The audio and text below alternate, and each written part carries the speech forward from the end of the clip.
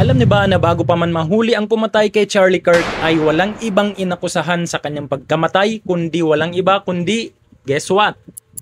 Mga Muslim na naman.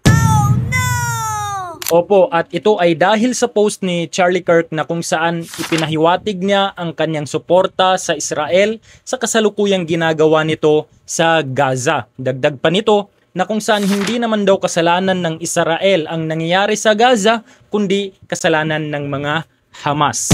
Kaya't dahil dito sa post na ito ay pinaghinalaan na ang mga Muslim ang may salarin o may gawa sa pagkamatay ni Charlie Kirk. Ngunit nang mahuli ang tunay na salarin sa pagkamatay ni Charlie Kirk, ito pala ay isang 22 years old na si Tyler Robinson na isa ring Amerikano na isang Mormons. Napakalayo sa pagiging isang Muslim. So ang tanong, ang mga Mormons ba ay terorista? Hindi, bagkus ito ay pagkakamali lamang ng isa sa kanila at walang kinalaman ang kanilang relihiyon. At ang pinaka nakakalungkot sa bagay na ito, na kapag isang Muslim ang nadawit sa bagay na ito, ay walang ibang sasabihin ang mga tao, kundi ang mga Muslim ay terorista.